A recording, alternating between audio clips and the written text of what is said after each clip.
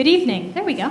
Hello and welcome to the 7th grade music concert this evening, including our jazz band. We begin this evening with the 7th grade chorus. This is very exciting for them and for me. And we're going to begin this evening with a piece called Jubilante Deo. And it is a piece in Latin. They're beginning to learn to sing in other languages. And we've talked a lot this semester about vocal technique. And this piece begins with a lot of that and with them singing unison, and then is in a 4-part canon. Enjoy.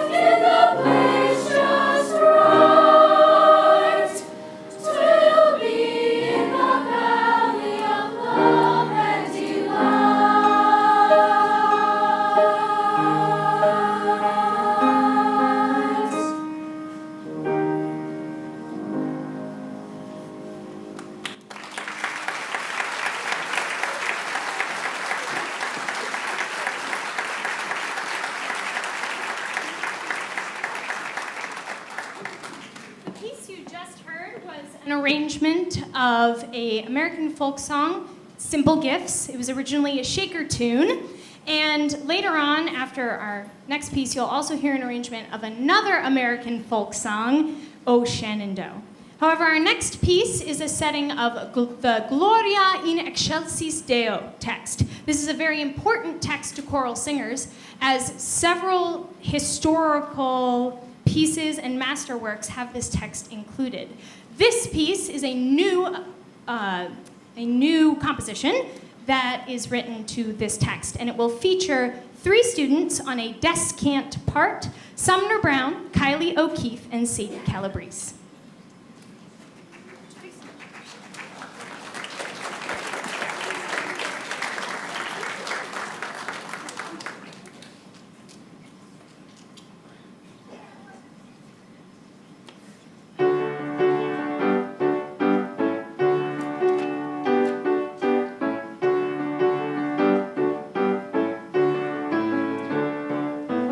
Gloria in excelsis Gloria.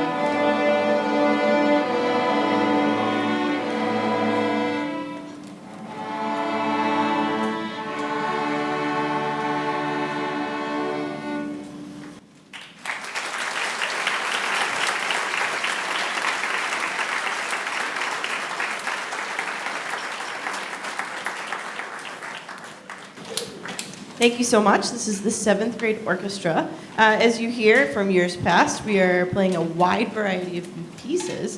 Those were 3 very different styles of music aimed at teaching various techniques to our students. Just want to kind of ask a little bit for your help and just kind of let you know what we're doing here. But, the most successful students are working outside of school, kind of doing their homework. We don't necessarily think about, we have like traditional homework in like math or English and science and social studies and things like that. But the homework that we have in orchestra, in all of our academic music classes, is to play your instrument at home. That's the best way to really grasp all the concepts that we're learning and to really kind of get all of that to really stick so that we can continue to grow as an ensemble and achieve at a very high musical level. And kind of unlike maybe some other classes, this is a teen class. So we all work together, and kind of the success of each student kind of creates a larger, greater whole. So our goal not only is to work as individuals, but also to create ensemble skills. And this year, we're really trying to push ensemble skills and kind of work to grow and go to that next level. So, we're looking for students to be playing their instrument for you at home. And kind of the best thing that you can do is just to ask them to play for you. Maybe ask them what they're doing. And, just play a little bit, listen. Those kinds of things, just encouraging them to play. That's the best thing that we can be doing as family members to encourage our students to really grasp music and to continue to grow. So I appreciate you helping us out with that and encouraging them to continue to grow and develop as musicians for certainly a lifelong love of music. This next piece that we're going to do is actually going to feature our bassist, and I just want to tell you a little bit about David. David this year took what we call the Southeastern District Audition, which is an opportunity available to students in grades 7, basically all the way up through 12. There's 2 divisions. There's a junior division, which is grades 7 through 9. And all of those students are assigned a piece to play, a piece to perform. They are then adjudicated by a set of judges, and then those students who are score within a top percentage are then selected to go on and participate in the festival. So there's a choral component, a jazz component, a concert band component, and an orchestra component. And for David, being in 7th grade, he was actually awarded the first chair. So that means that David, out of all of this,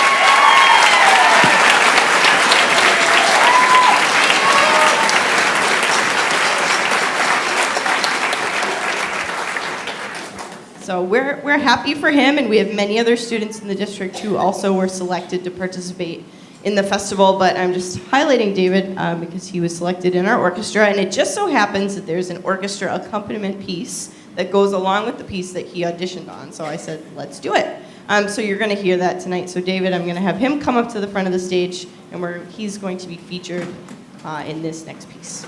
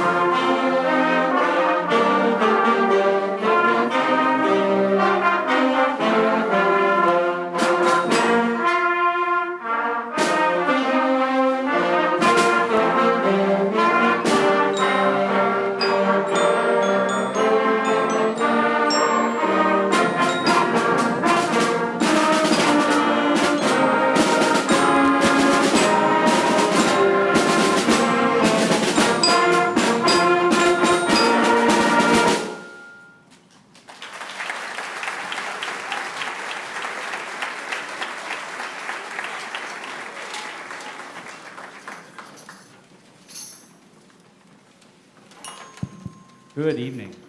Hello, my name is Robert Glynn. I'm one of the newer music teachers here at the Ahern. This is the 7th grade band. As you heard, we just played a piece called Fanfare and Fugue. One of the big cornerstones of our curriculum in 7th grade in the band program is really about listening.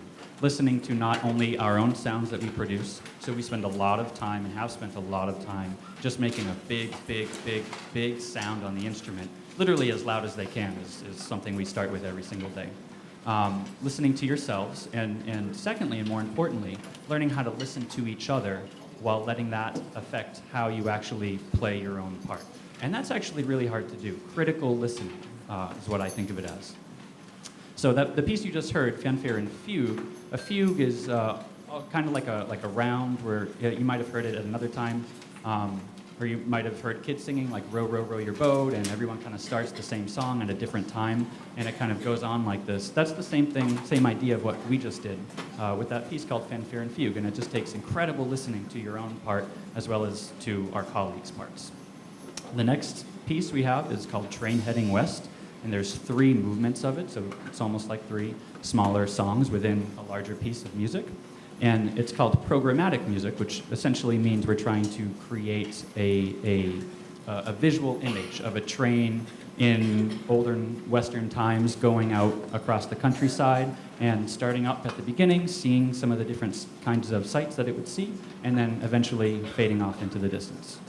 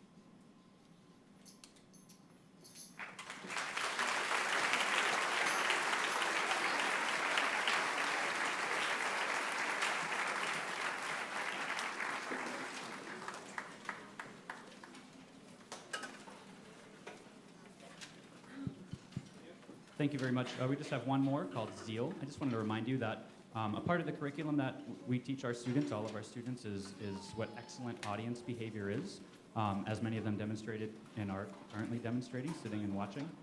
Part of that curriculum that we're teaching is also supporting our colleagues and being exposed to various kinds of music. So we encourage and kind of expect that everyone sticks around for the jazz band playing 3 tunes right after us. We are going to have to take a very quick pause just to reset the stage for the jazz band, and then we'll be on our way. So again, thank you very much, and have a good night.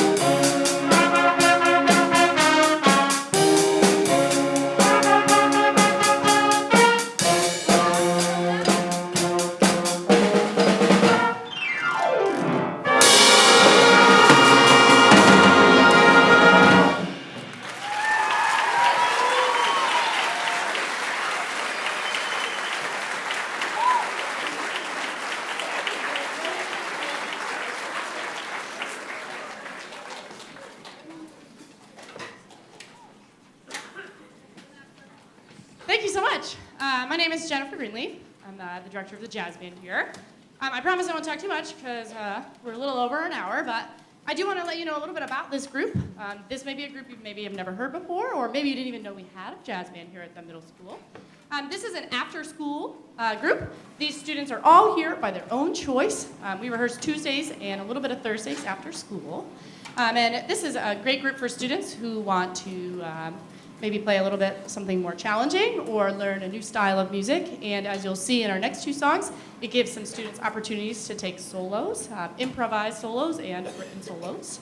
The style of jazz is quite different, so we're learning totally different style. We obviously have some drum sets. We have an upright bass with a group of band instruments, which is pretty cool, and some piano going on in here. This is a 5th through 8th grade band. So 8th graders, will you raise your hand? 7th graders? 6th graders? 5th graders? There's one back there, he's back there. That does, make it a little challenging because we have so many different levels of players, but we definitely make it work, and it's a very exciting group. Any of you 7th graders that might think you want to join, it is always available to join. We could definitely use some more saxophones, and definitely use a couple of trombones back there if you're interested. I'd love to have you come join us. The next piece we're going to play for you is in the style of a Latin groove, so we do learn some different styles here in jazz band. You probably recognize it. It's called Oye Como Va, made popular by famous guitarist Santana, and it's actually gonna feature 6 soloists, and I'll try to let you know who they are as we go. Okay? What do we get? Okay.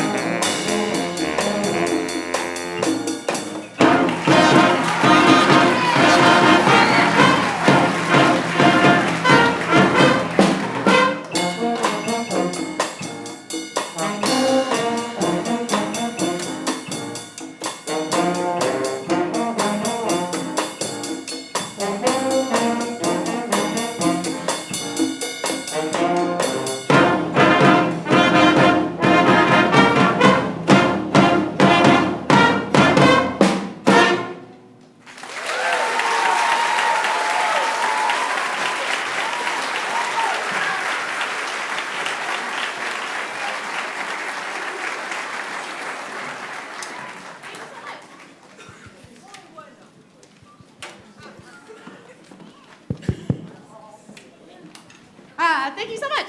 I just want to point out that taking solos like that is not always the easiest thing for younger students. And I personally, and I know the other music teachers are so proud of them for coming up here and playing by themselves. It's always very nerve-wracking. So good job, guys. Nice job. Thank you.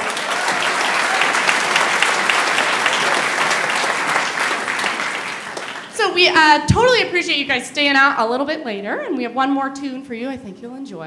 This is a classic swing tune, which is a very popular style of jazz. And we will also feature some soloists who hopefully you'll be able to see, obviously, you'll be able to see them, and I'll let you know who they are. And thank you again for coming, and have a great night. This is Swing Machine.